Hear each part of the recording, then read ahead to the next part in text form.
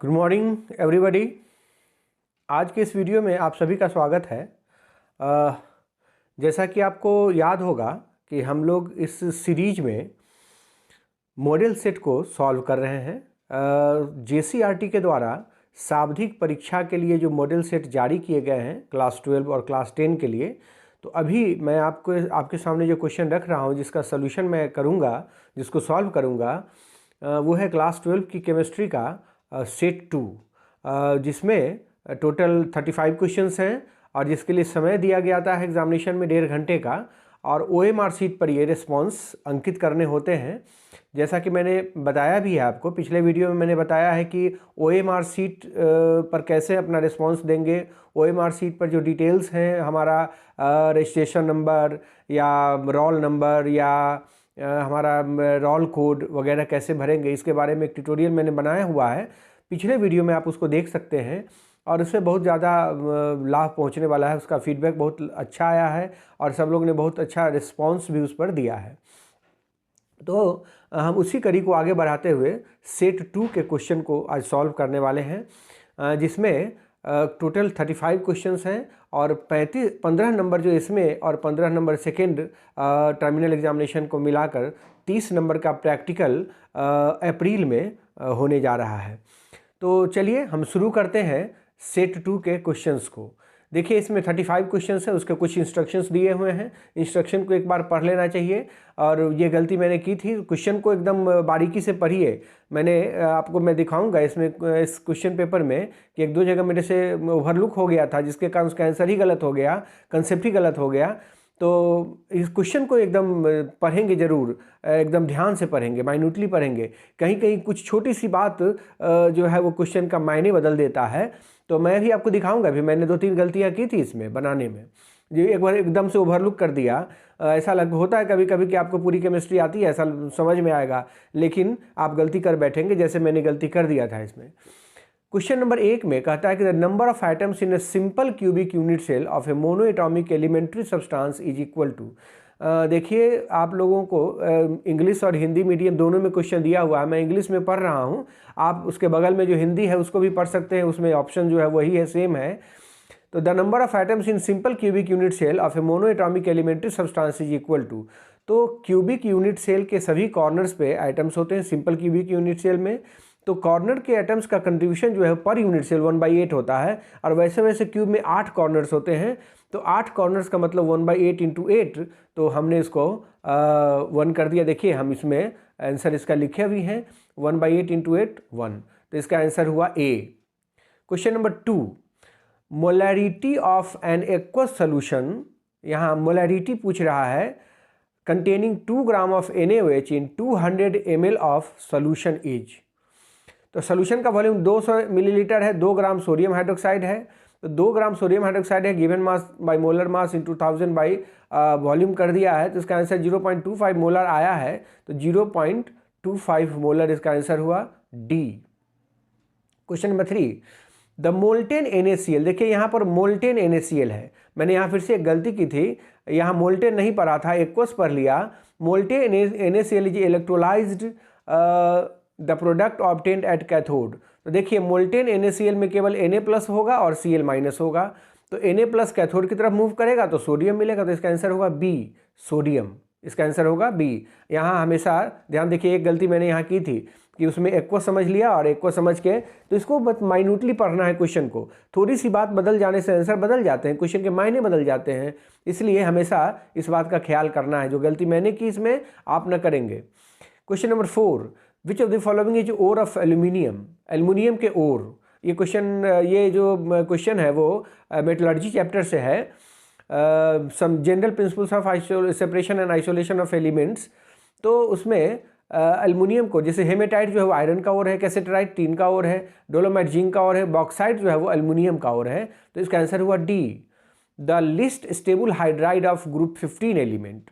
तो group 15 elements का list stable hydride. तो इसके बारे में बता दूं आपको कि स्टेबिलिटी जो हम डिसाइड करते हैं वो बॉन्ड लेंथ के बेसिस पर डिसाइड करते हैं।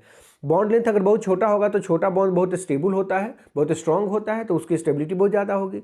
बॉन्ड लेंथ अगर बड़ा है, जैसा कि देखिए ग्रुप 15 में SB जो है वो सबसे नीचे है, तो साइज सबसे बड़ा होगा, तो SBH का जो बॉन्ड लेंथ होगा वो बड़ा होगा, इसलिए उसकी स्टेबिलिटी सबसे कम होगी। तो SBH3D इसका आंसर हुआ। क्वेश्चन नंबर 5 का आंसर हुआ D।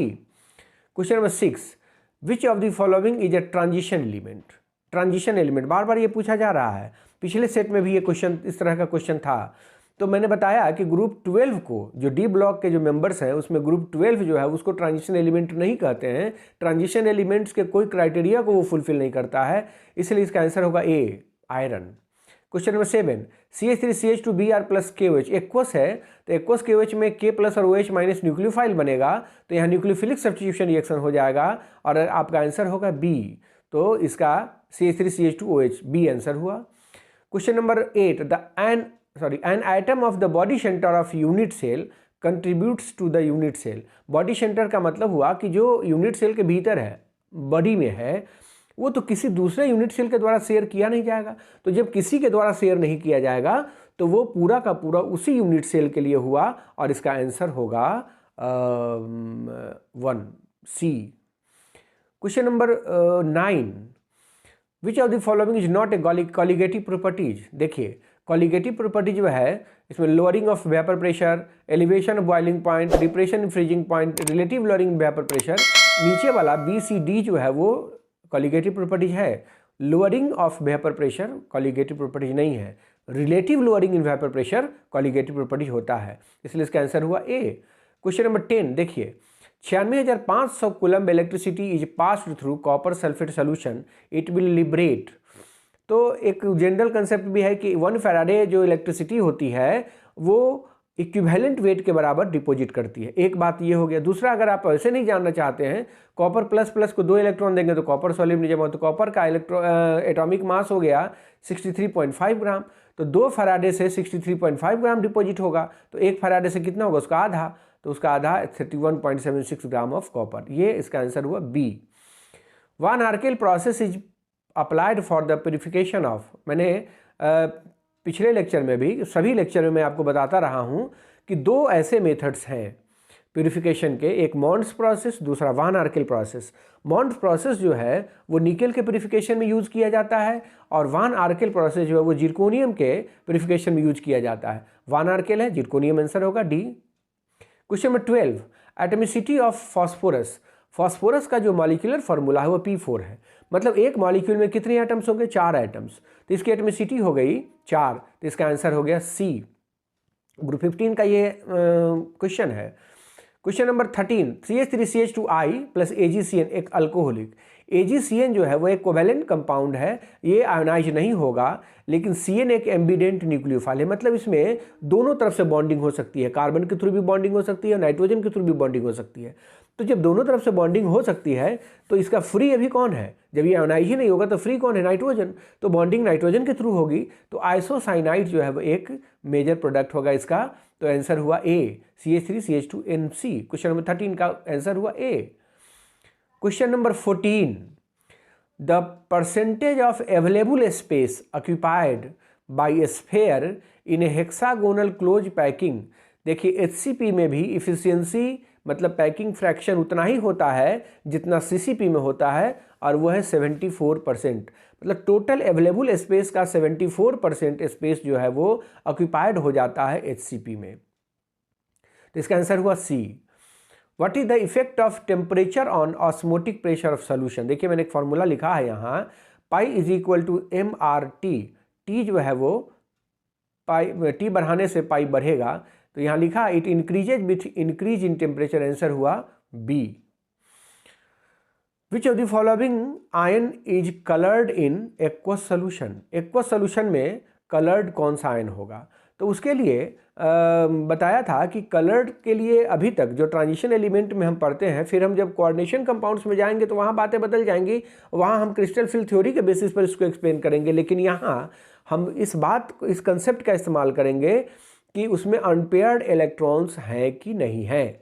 तो अनपेयर्ड इलेक्ट्रॉन हमें टेस्ट करना है। देखिए टिटेनियम 4+, टिटेनियम का एटॉमिक नंबर हुआ 22, 4+ कीजिएगा तो 4 इलेक्ट्रॉन निकाल दीजिएगा, तो इसका 4s में का भी इलेक्ट्रॉन निकल गया, 3d का भी इलेक्ट्रॉन निकल गया, तो सारे के सारे इलेक्ट्रॉन्स पेयर हो गए, इसलिए इसमें कलर नहीं होगा। वेनेडियम 3+ जो है इसमें एक अनपेयर्ड इलेक्ट्रॉन है, इसलिए यह कलर्ड होगा। कॉपर प्लस में 3d10 है, इसमें नहीं होगा। जिंक 2+ में 3d10 है, नहीं होगा। तो इसका आंसर होगा बी, वेनेडियम 3+। वेनेडियम 3+ में अनपेयर्ड इलेक्ट्रॉन होते हैं। Close packing is maximum in the crystal lattice of. Close packing का मतलब हुआ जितने आइटम्स जो है वो ज़्यादा से ज़्यादा स्पेस ऑक्यूपाई किए हुए हैं, तो जिसकी इफिशिएंसी सबसे ज़्यादा होगी, तो इसमें सबसे ज़्यादा इफिशिएंसी वाला पैकिंग जो है वो face centred cubic unit cell है, जहाँ इफिशिएंसी इसकी 74% है, इसलिए इसका आंसर हुआ A. Question number 18, a molal solution is one that contains 1 mole of a solute in. Molal मतलब मोलैलिटी से रिलेटेड है ये, तो मोलैलिटी होता है number of moles of solute present in 1 kg of solvent, तो 1000 ग्राम ऑफ सॉल्वेंट, इसका answer होगा A. Copper crystallizes in FCC lattice with a unit cell length 361 picometre. What is the radius of copper atom in picometre. देखिए मैं यहाँ फिर से एक बार confuse हुआ था, इसको ठीक से नहीं पढ़ने के कारण आपको फिर से मैं बताता हूँ। देखिए मैंने यहाँ गलत किया हुआ है, मैंने इसको मान लिया था BCC और यहाँ लिखा है साफ साफ शब्दों में FCC, तो हमें BCC को अगर मानकर बनाएंगे तभी आंसर सही आ गया है। देखिए इसमें से एक ऑप्शन भी आ गया है, 157 आंसर आया था, लेकिन ये आंसर गलत है क्योंकि यहाँ साफ साफ लिखा है FCC। तो आप इसमें नहीं उलझेंगे, गौर से पढ़ेंगे, माइन्यूटली पढ़ेंगे, और माइन्यूटली पढ़ने से ये पता चला कि ये फेस सेंटर्ड है। फेस सेंटर्ड के लिए R होता है A/2√2, तो मैंने इसको सॉल्व किया 127.6 मतलब 128, इसका आंसर होगा बी, जबकि पहले आया था C। और देखिए एकदम वही आंसर, उसमें डाटा भी दिया है, आप कंफ्यूज होंगे, आपको आंसर मिल जाएगा उसमें और आप खुश हो जाएंगे कि सही आंसर आया, जैसे मैं खुश हो गया था। खैर इसको ओवरलुक नहीं करना है, तो आप इसको पढ़ेंगे ये FCC है कि BCC है कि सिंपल क्यूब है। क्वेश्चन नंबर 19 का आंसर हुआ बी। क्वेश्चन नंबर 20, देखिए यहाँ भी एक बार मिस्टेक मेरे से हुआ है।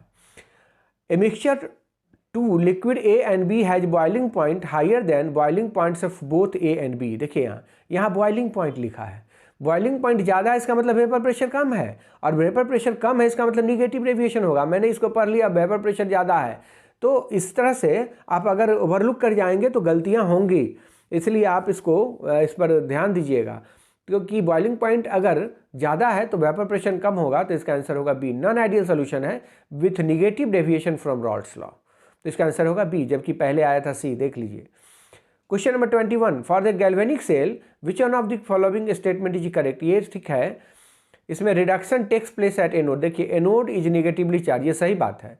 कैथोड इज पॉजिटिवली चार्ज, ये भी सही है। Reduction takes place at anode, ये गलत है क्योंकि एनोड पर ऑक्सीडेशन होता है। What mass of glycerol should be added to 600 gram of water to lower its freezing point by 10 degree centigrade. तो देखिए डेल्टा TF जो है वो 10 डिग्री दिया है, इसके लिए हमें KF का वैल्यू मालूम होना चाहिए। मैंने यहाँ KF और KB दोनों का वैल्यू लिख दिया है वाटर के लिए। ये डाटा, हालांकि ऐसा सवाल अगर पूछा जाता है तो उसमें ये डाटा दिए हुए रहते हैं, पता नहीं यहाँ नहीं दिया है, तो आपको याद भी होना चाहिए, कुछ सॉल्वेंट का आपको KF और KB याद होना चाहिए। तो यहाँ KF का वैल्यू हमें 1.86 है, और इसको जब को पूरा डाला है, पुट किया वैल्यू, तो W2 296.7 ग्राम, 297 ग्राम, इसका आंसर बी हुआ। Question number 23, during the extraction of iron limestone is added which acts as. Limestone जो है कैल्शियम कार्बोनेट, वो टूट जाता है कैल्शियम ऑक्साइड और कार्बन डाइऑक्साइड गैस में जब गर्म करते हैं तो, और ये कैल्शियम ऑक्साइड जो है वो सिलिका के साथ रिएक्ट करके कैल्शियम सिलिकेट बना देता है, जो कि स्लैग के रूप में बाहर निकल जाता है। तो यहाँ पर कैल्शियम लाइमस्टोन का जो रोल है वो फ्लक्स की तरह, ये फ्लक्स की तरह ही बिहेव करता है। Question number 24, the number of POP bridges in the structure of P4O10। तो देखिए मैंने स्ट्रक्चर यहाँ बनाया हुआ है, और काउंट करेंगे जब आप POP तो 6 आंसर आएगा, इसका आंसर हुआ D. The number of vacant orbitals in the valence shell of the phosphorus. Phosphorus के वैलेंस सेल में वैकेंट ऑर्बिटल्स की संख्या, तो फास्फोरस का होता है 3s2 3p3, तो 3p है तो 3d भी होगा, तो 3d पूरा का पूरा खाली है, ये 5। देखिए यहाँ फिर से एक कन्फ्यूजन हो सकता है, जबकि मैंने 0 लगाया था, तो 0 क्यों लगाया था, क्योंकि 3s2 3p3 पूरा भरा हुआ है, लेकिन 3d को सोचा ही नहीं, तो 3p है तो 3d भी होगा, तो ये पाँचों के पाँचों ऑर्बिटल्स इसमें खाली हैं। इलेक्ट्रॉनिक कन्फिग्रेशन ऑफ कॉपर, तो 3d10 4s1 ये एक्सेप्शनल इलेक्ट्रॉनिक कन्फिग्रेशन, इसका आंसर हुआ B. 27, question number 27, reduction potential दिया हुआ है। तो मैं आपको बता दूं, reduction potential is the measure of tendency to get reduced, और जो रिड्यूस होगा वो ऑक्सीडाइजिंग एजेंट होगा। जहाँ देखिए यहाँ एक बार थोड़ा सा कन्फ्यूजन हुआ था, ये सब ओवरलुक होने के कारण होता है। तो रिड्यूस होने की टेंडेंसी, रिडक्शन पोटेंशियल रिड्यूस होने की टेंडेंसी, ज़्यादा रिडक्शन पोटेंशियल ज़्यादा रिड्यूस होने की टेंडेंसी, तो जो रिड्यूस होता है वो ऑक्सीडाइजिंग एजेंट होता है, और जो ऑक्सीडाइज होता है वो रिड्यूसिंग एजेंट होता है। तो जिसका रिडक्शन पोटेंशियल कम होगा उसको ऑक्सीडाइज होने की टेंडेंसी ज़्यादा होगी और वह उतना ही बड़ा रिड्यूसिंग एजेंट होगा। तो देखिए इसका आंसर होगा डी, पहले मैंने लगा दिया था सी, इसका आंसर होगा डी इसका आंसर हुआ। Question number 28, the product of the following reaction C2H5Br + 2Na + CH3Br, ये लिमिटेशन भी है, उर्जी रिएक्शन है ये। उर्जी रिएक्शन में दो हमने अलग अलग हैलो अल्केन लिया तो हमें मिक्सचर ऑफ अल्केन्स मिलेंगे। मिक्सचर ऑफ अल्केन में ये दोनों कंबाइन करेगा तो ब्यूटेन, ये दोनों कंबाइन करेगा तो इथेन, और ये दोनों कंबाइन करेंगे तो प्रोपेन। तो इथेन, प्रोपेन और ब्यूटेन का मिक्सचर मिलेगा, ये है आंसर बी।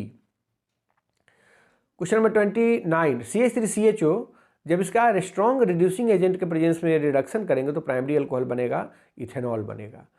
क्वेश्चन नंबर 30, इसको हमने सनलाइट के प्रेजेंस में Cl2 से रिएक्शन कराया है तो ये ए आंसर होगा। एलिफेटिक हाइड्रोजन रिप्लेस होगा, एरोमेटिक को रिप्लेस करने के लिए कोई इलेक्ट्रॉन डेफिशिएंट स्पीशीज की जरूरत पड़ेगी, तो यहाँ पर आंसर होगा A. Question number 31, the IUPAC name of the compound shown below. देखिए यहाँ नंबरिंग डबल बॉन्ड को जाएगा प्रेफरेंस, तो 1 2 3, तो 3 ब्रोमो वाला जो ऑप्शन है वो सही है, और 3 ब्रोमो वाला 3 ब्रोमो 1 साइक्लोहेक्सीन, ये इसका सही आंसर है C. Question number 32, hydration of propene in the presence of H2SO4। H2SO4 के प्रेजेंस में प्रोपीन पर H2O का एडिशन होना है, H2O का एडिशन होना है, तो एडिशन होगा तो मार्कोनिकफ एडिशन होगा और प्रोपेन 2 ऑल बनेगा, जो कि बी है आंसर इसका।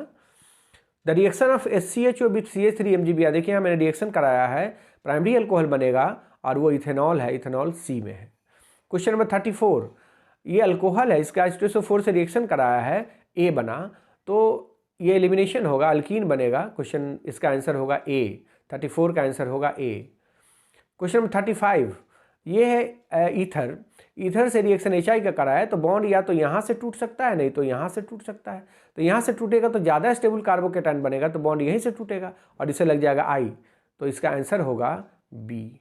इस तरह से 35 क्वेश्चंस बनाने में 15-17 मिनट लगे, पूरा डिटेल में मैंने आपको समझाया। तो और आप भी जब आप टिक मारेंगे तो उससे भी कम समय लगेगा, समय लगना है रंगने में 10-15 मिनट लगेगा। तो आपको जो सलाह दिया था मैंने कि OMR शीट पर कैसे हम रिस्पॉन्स भरें, इसको एकदम ध्यान में रखते हुए और खूब अच्छे से हम अपना रिस्पॉन्स उस पर अंकित करेंगे।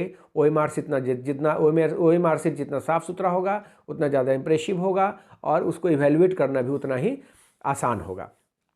चलिए इस सेट का प्रैक्टिस करें, और अगर आप मेरे नए व्यूवर हैं तो इस चैनल को सब्सक्राइब कर लें, बेल आइकन को प्रेस कर लें नोटिफिकेशंस पहले पाने के लिए। और हाँ, अगर वीडियो अच्छा लगता है तो लाइक करें और अपने दोस्तों से शेयर ज़रूर करें,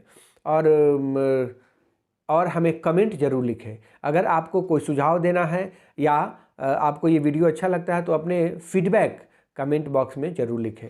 धन्यवाद। अगली बार आपसे फिर से मुलाकात होगी जहां हम सेट 3 को सॉल्व करेंगे। धन्यवाद।